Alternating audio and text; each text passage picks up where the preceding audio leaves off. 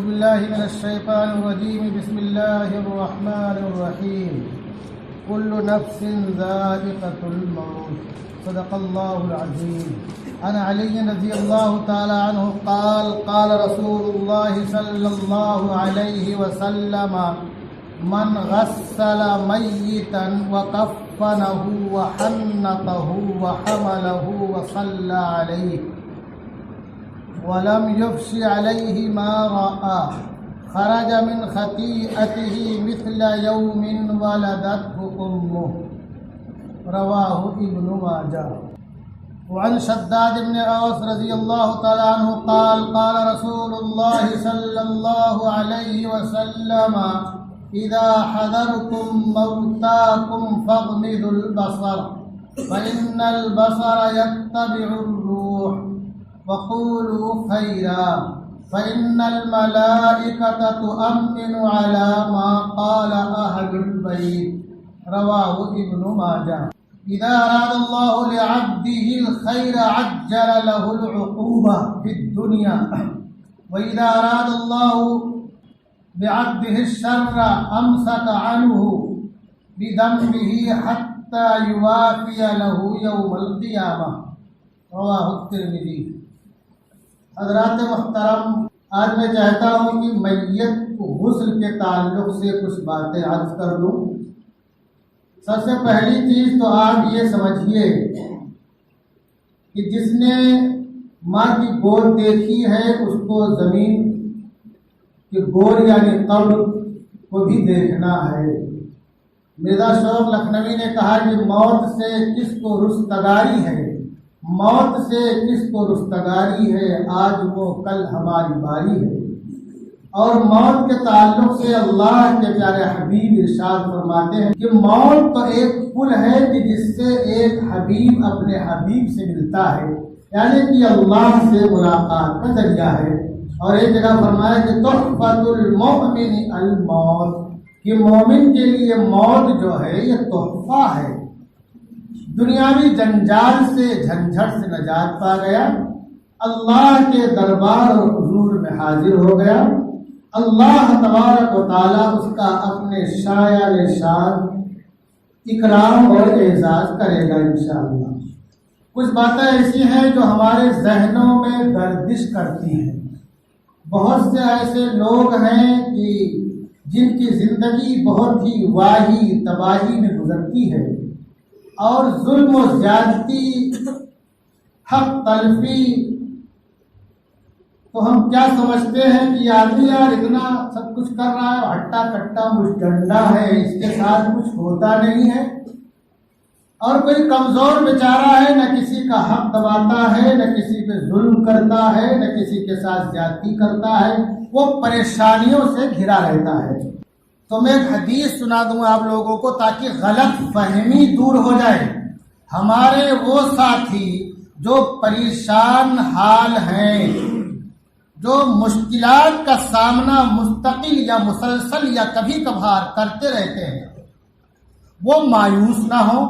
اور ہمارے وہ احباب اور ساتھی جو اللہ کا فضل اور اس کی نعمتوں کے ڈھیر ساری نعمتیں دنیاوی اعتبار سے دیکھا جائے تو ہر چہار جانب سے مالا مال ہیں، خوشحال ہیں، لیکن اس کے باوجود ظلم و زیادتی ان کی خمیر میں داخل ہے. وہ سمجھتے ہم تو بہت عیش و آرام سے ہیں، اللہ ہم سے بہت خوش ہے. تو دونوں طرح کے لوگوں کو یہ پیغام میں دینا چاہتا ہوں اس حدیث کے واسطے سے. ترمذی کی حدیث ہے، حدیث نمبر ہے 2396. اللہ کے پیارے حبیب ارشاد فرماتے ہیں اذا اراد اللہ بعبده الخیر عجل له العقوبۃ فی الدنیا.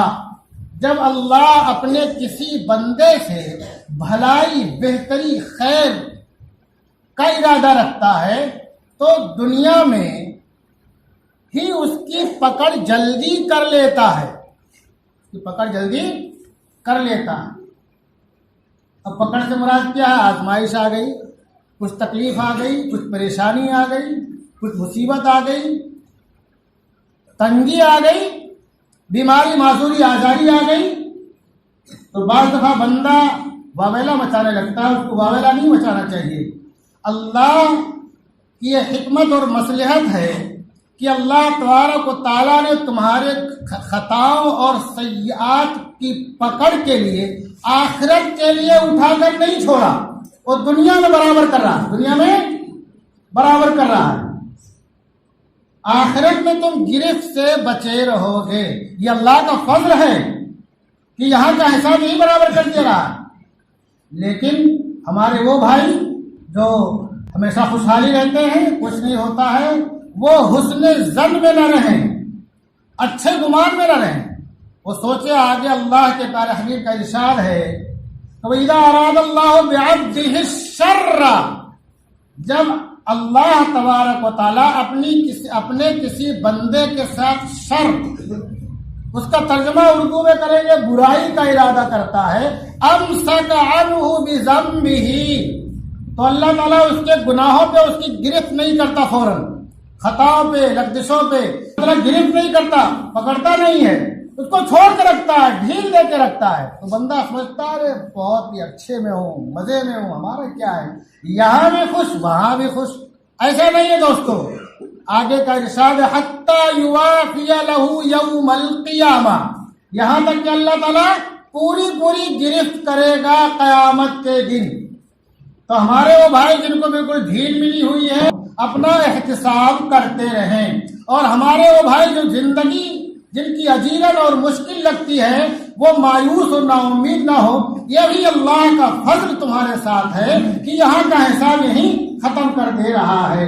موت جب قریب آتی ہے تو مومن کے لیے تو بہت ہی آسان ہے، جیسے آدمی مثال دینا بہت آسان ہے، ناڑا جیسے کھولتا ہے آسانی سے کھل جاتا ہے، اسے تو روح نکل جاتی، لیکن بعض دفعہ کچھ حالات بھی آ جاتے ہیں، تو جب آدمی قریب المرگ ہو تو اس کے ساتھ بھی مرنے کے قریب ہو، اس کے ساتھ ہمیں کیا کرنا چاہیے؟ سب سے پہلی چیز تو یہ ہے کہ اس کا رخ قبلہ کی طرف کر دے، اور اتر دکھن لٹا کر کے چہرہ قبلہ کی طرف کر دیں، لیکن بہتر یہ سمجھتا ہوں میں کہ اس کا سر پورب اور پیر پچھم، اور سر پہ تکیہ لگا دیں، سر اونچا کر دیں تو چہرہ بالکل قبلہ کے سامنے ہو جائے گا۔ اور کیا کریں؟ تلقین کریں۔ تلقین جو ہے، ایک تلقین تو وہ ہے جو مرنے کے ٹائم کرتے ہیں، ایک تلقین وہ ہے جو قبر میں اتارنے کے ٹائم کرتے ہیں، مطلب جو دعا پڑھتے ہیں بسم اللہ والا ملت رسول اللہ، یہ بھی تلقینی ہے، قبر میں اتارنے کے ٹائم کی جو دعا ہے، ہمیں وہ تو یاد نہیں رہتی، ہمارے بولتے بولو اشہد ان لا الہ الا اللہ، جو سنت ہے جو صحیح ہے ہم وہ یاد نہیں رکھتے، نہ یاد کرنے کی کوشش کرتے ہیں، جو لوگوں کی سن لیا سنا لیا وہی ہمارے ذہن میں رہتا ہے۔ تو تلقین کیا ہے؟ اس کو کلمے کی تلقین کرنا ہے۔ اللہ کے پیارے حبیب ارشاد فرماتے ہیں، مسلم شریف کی روایت ہے 916 حدیث نمبر، لقنوا موتاکم لا الہ الا اللہ، لقنوا موتاکم لا الہ الا اللہ، کہ اپنے مرنے والے بھائیوں کو لا الہ الا اللہ کی تلقین کرو۔ اب تلقین کا یہ مطلب نہیں کہ آپ اس کو جھنجھوڑو کہ پڑھ کلمہ، ایسا نہیں کہا جائے گا کہ بیٹا کلمہ پڑھ لو، ابا کلمہ پڑھ لو، ارے بھائی جان کلمہ پڑھ لو، آخر یہ اس کو ایسا کہیں گے ہی نہیں۔ آپ تھوڑا زور آواز سے کلمہ پڑھیے، کلمہ شہادت پڑھیے، وہ سنے گا تو خود پڑھ لے گا۔ اس کو کہا کیوں نہیں جائے گا؟ کہیں تکلیف میں منع نہ کر دے تو خسرت دنیا والآخرہ ہو جائے، اس لیے اس کو کہنا نہیں، دماغ میں بٹھا لو، مرنے والے کو نہیں کہنا ہے، آپ کو اور پاس میں رہنے والوں کو پڑھنا ہے، تھوڑا زور آواز سے کہ وہ سنیں، چلانا بھی نہیں ہے۔ ایسا کیوں ہے؟ ابو داؤد شریف کی روایت ہے، حدیث نمبر 3116، اللہ کے پیارے حبیب ارشاد فرماتے ہیں من کان آخر کلامہ لا الہ الا اللہ، من کان آخر کلامہ لا الہ الا اللہ دخل الجنہ، کہ جس کا آخری کلمہ زبان سے نکلنے والی بات لا الہ الا اللہ ہو تو وہ جنت میں داخل ہو جائے گا۔ اللہ تبارک و تعالی ہم تمام لوگوں کو اسلام پر باقی رکھ، ہم تمام لوگوں کو اور ہمارے اہل و عیال اور نسلوں کو اسلام پر باقی رکھے، شہادت ایمان پر خاتمہ فرمائے، شہادت کی موت نصیب فرمائے، اور جناب رسول اللہ صلی اللہ علیہ وسلم کے محبوب شہر میں جنت البقیع میں مدفون ہونے کی سعادت سے نوازے۔ تو اگر آخر میں جو زبان سے کلمہ نکل رہا ہے، کوئی ضروری نہیں کہ لا الہ الا اللہ ہی ہو، اشہد ان لا الہ الا اللہ واشہد ان محمد عبدہ ورسولہ ہو، بلکہ اس کوئی ضروری نہیں کہ یہی کلمہ ہو، سبحان اللہ، الحمدللہ، استغفر اللہ، اللہ اکبر، ایسے مبارک کلمات اگر اس کے زبان سے نکلتے ہیں تو یہ کہا جائے گا کہ ایمان پر خاتمہ ہوا، اور اس کی اب آخر کی جو منزل ہے وہ بہت آسان ہو گئی۔ اب جب اس کی، اور ابو داؤد ابن ماجہ کی روایت میں ہے کہ موت کی سختی سے بچانے کے لیے سورہ یاسین کی تلاوت اس کے پاس کی جائے، سورہ یاسین کی تلاوت اس کے پاس کی جائے تو موت کی سخت سے بچے گا، آسانی سے روح پرواز کر جائے گی۔ اب روح پرواز کر گئی تو کیا کرنا ہے؟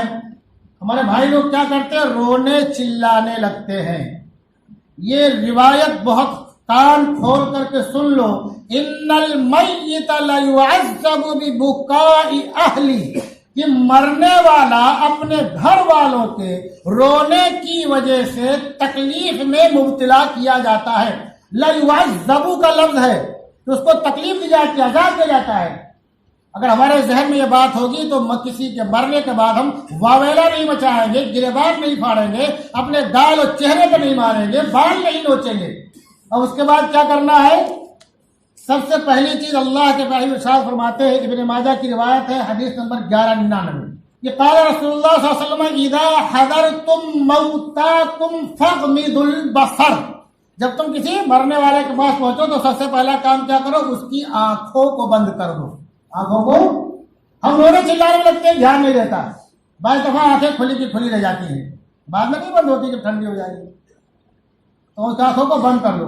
فَإِنَّ الْبَصَرَ يَتَّبِعُ الرُّوحَ، اس واسطے کہ نگاہ جو ہے روح کا پیچھا کرتی ہے، روح کا پیچھا کرتی ہے۔ وَقُولُوا خَيْرًا، اور بھلائی کی بات کرو، بھلائی کی بات، رونا چلانا ہلہ دنگا کرنا نہیں، بھلائی کی بات کرو۔ بھلائی کی بات کیوں کرو؟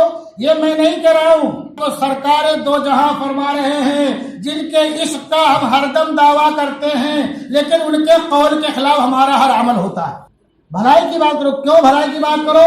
فَإِنَّ الْمَلَائِكَةَ تُؤَمِّنُ عَلَى مَا قَالَ أَهْلُ الْبَيْتِ، اس واسطے کہ گھر والے اس ٹائم جو بولتے ہیں فرشتے اس پر آمین کہتے ہیں۔ کیا کہتے ہیں؟ اس پر آمین کہتے ہیں۔ تو بھلائی کی بات کرنا چاہیے، سب سے کام لینا چاہیے، آنسو جاری ہو جائے، نکل جائے، وہ ایک فطری چیز ہے، انسان کے بس میں نہیں، کہ رونا چلانا بالکل نہیں ہونا چاہیے، اور ایسے موقع سے بھلائی کی بات کرنی چاہیے، اچھی بات کرنی چاہیے۔ کیوں؟ اس واسطے کہ ایسے موقع سے فرشتے جو گھر والے بولیں گے اس پہ آمین بولیں گے۔ آپ نے الٹی سیدھی بات کی، اس میں بھی آمین ہو گئی۔ اب آمین کون بول رہا ہے؟ فرشتہ بول رہا ہے، اس کی قبولیت میں شک ہے آپ کو۔ اب اس کے بعد آتا ہے مرحلہ نہلانے کا، غسل دینے کا، اور جنازہ پڑھنے کا، قبر میں اتارنے کا۔ غسل دینا بہت آسان کام ہے، میت کو نہلانا بہت آسان کام۔ ہم جس طرح نہاتے ہیں پاکی حاصل کرنے کے لیے، محل کو ایسے سمجھ لیجیے آپ۔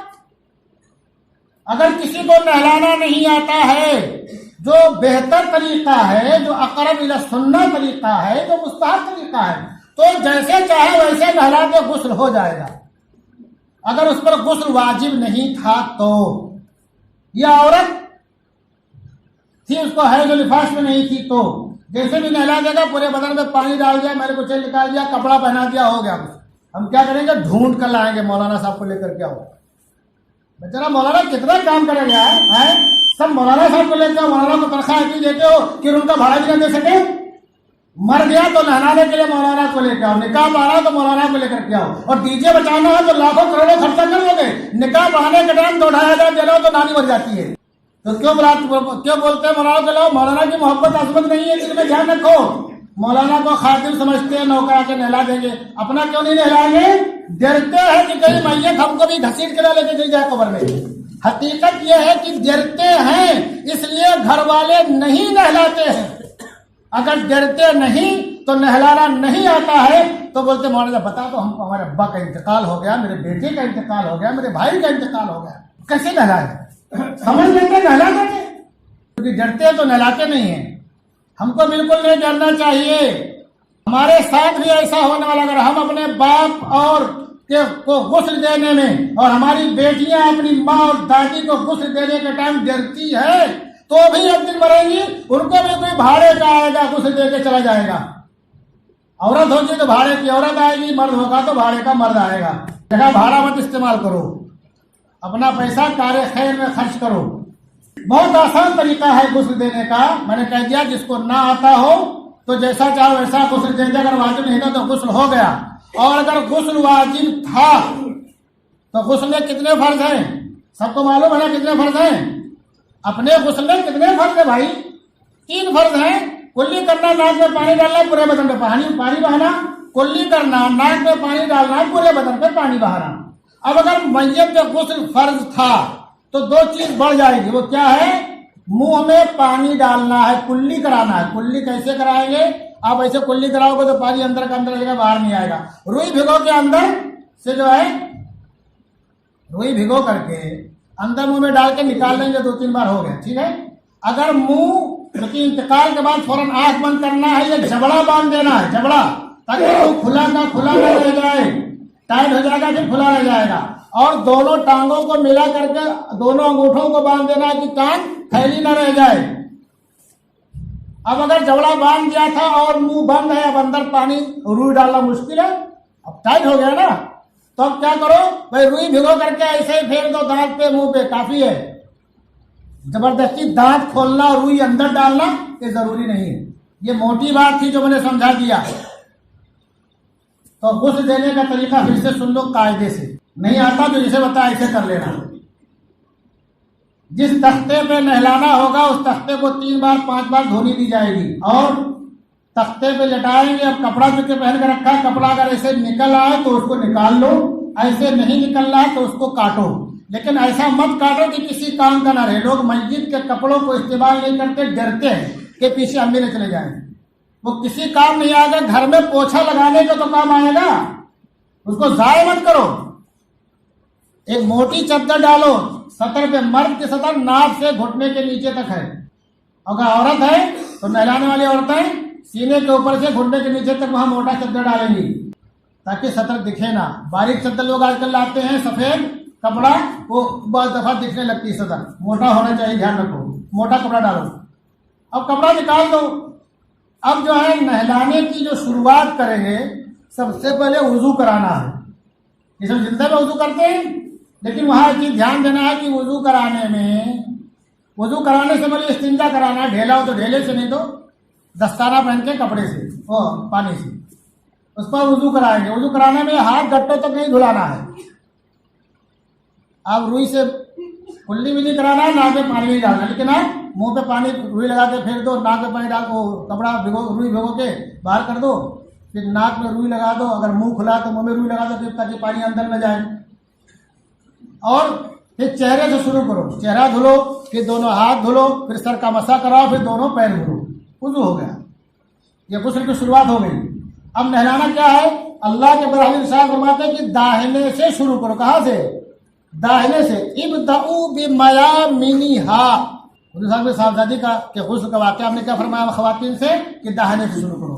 تو داہنے شروع کرنے کے لیے پہلے بائیں کروٹ پر لٹا دیجیے۔ آپ جب بائیں پہ لٹائیں گے تو داہنا کروٹ ہے نا اوپر ہوگا، سے شروع کیجیے اور داڑھی سے، اور پانی نیم گرم پانی ہو بیری کے پتوں میں، ایک بار پانی ڈالیے اور صابن کاٹیے، صابن مسلیں گے نہیں، کاٹیں گے وہ پھینا نکال کے اس کے جھاگ ملیے، دوبارہ پانی ڈالیں گے صابن نکل جائے گا۔ دستانہ پہنے رہیے جہاں، تاکہ اگر سطر وغیرہ پہ ہاتھ جائے تو لگے نہ۔ اللہ کے ابراہیم ارشاد فرماتے ہیں کہ ران اور شرمگاہوں کو نہ زندوں کا دیکھنا جائز ہے نہ مردوں کا دیکھنا جائز ہے، اور ہاتھ لگانا بھی جائز نہیں ہے، اس لیے موٹا دستانہ پہنیں گے۔ آج کل لوگ بہت باریک وہ پہنتے ہیں، پلاسٹک کا آتا ہے، وہی مناسب نہیں ہے، موٹا کپڑا پہنو، ہاتھ میں لگاؤ دستانہ۔ تو آپ نے جب ڈالا پانی، ایک بار ڈالا، پھر صابن لگایا، پھر دوبارہ ڈالا، صابن نکل گیا، مل کے نکال دیا، پھر دوبارہ جو پانی ڈالیں گے وہ کافور ملا ہوا پانی ہوگا، کافور ملا ہوا پانی ہوگا۔ کافور ملانے کی اور بعد میں کافور ختمی وغیرہ ملنے کی سجدے کی جگہوں پہ وجہ کیا ہے؟ ایک تو خوشبو اس میں ہے، دوسری چیز یہ کہ اس کی وجہ سے کیڑے مکوڑے جلدی نہیں آتے۔ اب آپ نے اتنا پانی ڈالا کہ نیچے تک پہنچ گیا تھا، ایک کروڑ کا ہو گیا، اب آپ داہنی کروڑ پہ لگا دیجئے، اب بائیں کروڑ پر بھی ایسے کیجئے، سر سے پانی ڈالنا شروع کیجئے، پیر تک ایک بار ڈال دیجئے، پھر صابن کاٹ لیجئے، اس کو مل دیجئے، پھر دوبارہ پانی ڈالیے، بیری کے پتے سے جو گرم کیا ہوا ہے وہ نکل جائے گا صابن اور میل۔ اب تیسری بار پانی ڈال دیجئے، جس سے کافور ملا ہوا پانی ڈال دیجئے، غسل ہو گیا۔ غسل کتنا آسان ہے، لوگ کئی گھنٹہ نہلانے والے کے انتظار کرنے میں ٹائم برباد کر دیتے ہیں۔ اب اس کے بعد کفن پہنانا ہے۔ کفن کے تعلق سے بات دھیان رکھو کہ ہمارے بہت سے بھائی اللہ نے نوازا ہے تو کیا کرتے ہیں، بہت مہنگا مہنگا کفن بعض دفعہ لے آتے ہیں۔ ابو داؤد شریف کی روایت ہے، لا تغالوا فی الکفن فإنہ یسلب سلبا سریعا، کہ کفن میں غلو مت کرو، یعنی بہت مہنگا کفن مت لے کر کے آؤ، یہ تو بہت جلدی ختم ہو جانے والی چیز ہے۔ اور جو خلیفہ اول ہیں حضرت ابوبکر رضی اللہ عنہ دنیا سے رخصت ہونے لگے تو انہوں نے کہا کہ یہ جو کپڑا ہے ہمارا کرتا، اسے پیون بھی لگا ہوا تھا، کہا اسی کو نکال کر کے دھل کر کے ہمیں اسی میں کفن دے دینا۔ آپ کے صاحب ساتھی کو نے حضرت اسماء رضی اللہ تعالیٰ عنہ، حضرت مائی عائشہ رضی اللہ تعالیٰ عنہ، کہا ابا کیا ہم اس لائق بھی نہیں کہ آپ کو نیا کفن دے سکیں؟ کہا نہیں، کہا نئے کپڑوں کی زندوں کو زیادہ ضرورت ہے، مردوں کے مقابلے میں نئے کپڑوں کی زندوں کو زیادہ ضرورت ہے، تو ہمیں کفن میں بہت ہی زیادہ غلو یعنی مہنگا نہیں لانا چاہیے، حساب سے لانا چاہیے۔ تو مرد کا جو کفن ہے وہ 3 کپڑا رہے گا، لفافہ جس کو چادر کہتے ہیں، اور ازار اور قمیص جس کو کفنی کہتے ہیں۔ چادر تھوڑا بڑی ہوگی، اس سے تھوڑا چھوٹا ازار ہوگا، اور جو قمیص ہے وہ ڈبل رہتا ہے، ڈبل، بیچ میں کاٹ دیجئے گردن ڈالنے بھر کا، اور بس ہو گیا، کفنی ہوگی، قمیص ہو گئی ہو۔ اب سب سے پہلے اس کو تخت پہ بچھا دیجئے، کتنا آسان ہے پہنانا۔ سب سے پہلے آپ چادر بچھائیے، اس کے بعد میں ازار بچھائیے، اس کے بعد میں قمیص بچھائیے۔ قمیص جس کو کفنی کہتے ہیں اس کو بچھائیں گے تو چونکہ گردن ڈالنی ہے نا بیچ میں، اس کا ایک پلہ جو سرہانے سمیٹ کے رکھ دیں گے۔ اب مردے کو اٹھایا، بہتر یہ کہ پانی وغیرہ پوچھ لیجیے، اگر کپڑا ہے تو، نہیں ہے تو کوئی بات نہیں ہے۔ اور جو اوپر کپڑا لا کے رکھا تھا جو بھیگ گیا ہے، بہتر اگر کوئی مضبوط کا دوسرا کپڑا ہو تو ڈال کے اس کو کھینچ لیجیے نیچے سے، اور نہیں ہے تو کوئی مسئلہ نہیں ہے، دھیان رکھو۔ کفن پہنانا شروع کیجیے، جیسے اٹھائیے اس کو آپ اسی کفن پہ رکھ دیجیے۔ آپ نے رکھ دیا تو جو قمیص یعنی جو کرتا یعنی کفنی ہے، اس کا آدھا حصہ سراہنے رکھا ہوا ہے، اس کو سرہانے سے اٹھائیے۔ اب سر آپ نے رکھا، ایسے پلٹ دیجیے اس کو، سر باہر آ جائے گا، وہ کفنی آگے بڑھ گئی کہ نہیں بڑھی، آگے سر آگے باہر ابھی، اب سر آگے تو جو کپڑا اندر تھا اس کو کھینچ کے نکال کے الگ ڈال دیجیے اس کو آپ، وہ بھی پھینکیے مت، دھل کر کے کام میں لے آئیے۔ میں بار بار بول رہا ہوں، کچھ نہیں تو پوچھا لگایا تو کام آئے گا، ڈرو مت، وہ کفن آپ کو کھینچ کے نہیں لے جائے گا، اور گھر میں رہے گا تو یاد آ گیا مجھے بھی مرنا ہے، یعنی تو غسل ابا کو غسل کیا تھا نا، وہی لنگی ہے، وہی کپڑا ہے، تو نیک اعمال کرو گے، گناہوں سے بچو گے۔ اب ہم نے قمیص کو کھینچ دیا، اب قمیص کو کھینچ دیا ہم نے، وہ پیر تک پہنچ گیا۔ اب اس کے بعد بایاں پلہ اس کا پلٹ دیجیے، اب آپ اس کے اوپر دایاں پلہ کر لیجیے، دایاں اوپر رہے گا، قمیص پہنا چکے بعد۔ اب ازار کا نمبر ہے، ازار کو کیا کیجیے، اس کا بایاں پلہ پلٹیے، پھر اوپر سے دایاں پلہ پلٹ دیجیے۔ اب بچی چادر تیسری، اس کا بایاں پلہ پلٹیے اور پھر اوپر سے دایاں پلہ پلٹ دیجیے۔ کفن پہنا چکے ہم، لیکن جب کفن پہنانے لگیں گے تو قمیص پہنانے کے ٹائم ہی جو اعضائے سجدہ ہیں، داڑھی میں خاص طور سے، سر میں بھی خوشبو کی چیز یعنی ختمی، اور یہ کافور وغیرہ مل دیں گے، گھٹنوں مل دیں گے، اور ہاتھوں میں مل دیں گے، پیشانی پہ، ناک پہ، اور انگلیوں پہ، پیر کے، پھر کپڑا پہنائیں گے۔ تو آپ نے جب یہ تینوں کپڑے اس طرح لپیٹ دیا، اب آپ دھجی سے باندھ دیجیے، کترن سے پیر کی طرف باندھیے، پیر کے باہر ایک بیچ میں کمر کے پاس باندھ دیجیے، اور ایک سر کے باہر باندھ دیجیے، مضبوط گاٹھ لگائیے، ہو نا۔ اور یہ غسل دینا جو ہے یہ کار خیر ہے، دھیان رکھو۔ جو مولانا لوگوں کو بلاتے ہو نا، جو بیدام کا علماء کو جو مزدور سمجھتے ہو، خسرت دنیا والآخرہ تمہارا ہی ہے، دھیان رکھو۔ فضیلت کا کام ہے یہ ابن ماجہ کی روایت صفحہ نمبر 105 کتاب الجنائز باب ما جاء فی غسل المیت عن علی قال قال رسول اللہ صلی اللہ علیہ وسلم من غسل میتا وکفنہ وحنتہ وحملہ وصلی علیہ ولم یفش علیہ ما رأى، جس نے میت کو غسل دیا اور اسے کفن پہنایا اور اسے حنوت لگائی، ختمی یہ کافور وغیرہ، اور اس کو پھر لے کر کے گیا قبرستان، وصلی علیہ، اس پر جنازے کی نماز پڑھی، ولم یفش علیہ ما رأى، یہ جملہ بہت ہی اہم ہے، اس کو سن لو، اور جو میت سے دیکھا اس کو ظاہر نہیں کیا، گھر والوں کو نہلانا اس لیے افضل تو ہے، یہ بہتر اس لیے زیادہ بہتر ہے کہ بعض دفعہ حالات کچھ دیگر اور دوسرے ہو جاتے ہیں، بعض دفعہ چہرہ کالا پڑ جاتا ہے، زبان باہر آ جاتی ہے،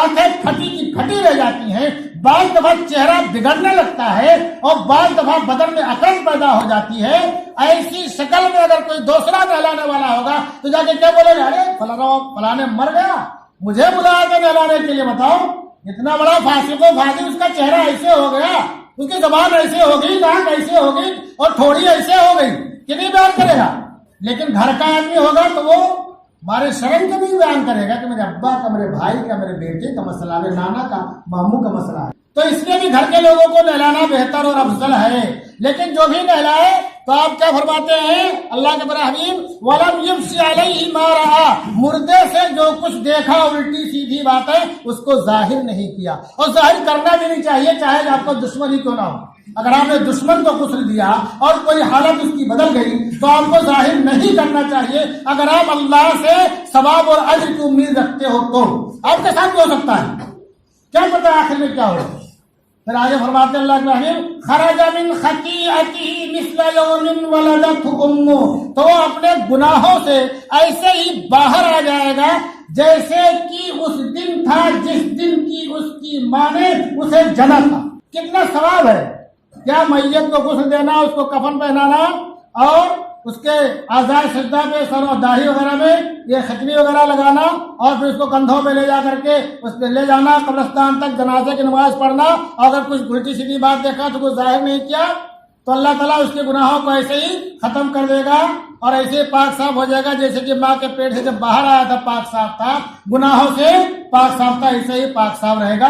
تو فضیلت کی چیز ہے میت و مردے کو غسل دینا، یہ حمالی کی مزدوری کی بیگاری کی چیز نہیں ہے، ہم نے اس کو حمالی مزدوری اور بیگاری بنا لیا ہے، اور خالی علماء کو، باجی صاحب کو، مؤذن صاحب کو ڈھونڈتے رہتے ہیں۔ یہ سارے فضائل یہ کون لے کے جا رہا ہے؟ علماء لے کے جا رہا ہے، ائمہ لے کے جا رہے ہیں، مؤذن صاحب، باجی صاحب لے کے جا رہے ہیں، جو فضیلتیں جنت میں داخل ہونے کی ہیں۔ تو گویا کہ آپ خود جنت سے دور ہونا چاہتے ہو، ایسے مواقع کو گنوا رہے ہو اپنے بڑے پن میں، پیسے کی روب میں اور گھمنڈ میں، کبر میں، غرور میں اور میت سے خوف میں آپ ایسا سنہرا موقع خود ضائع کرتے ہو، علماء اور مشائخ کو دیتے ہو۔ اللہ تبارک و تعالی ہم تمام لوگوں کو اور ہماری نسلوں کو اسلام پر باقی رکھے، ایمان پر خاتمہ فرمائے اور شہادت کی بول نصیب فرمائے، جناب رسول اللہ صلی اللہ علیہ وسلم کے محبوب شہر میں مدفون ہونے کی سعادت عطا فرمائے۔ وما علینا الا البلاغ۔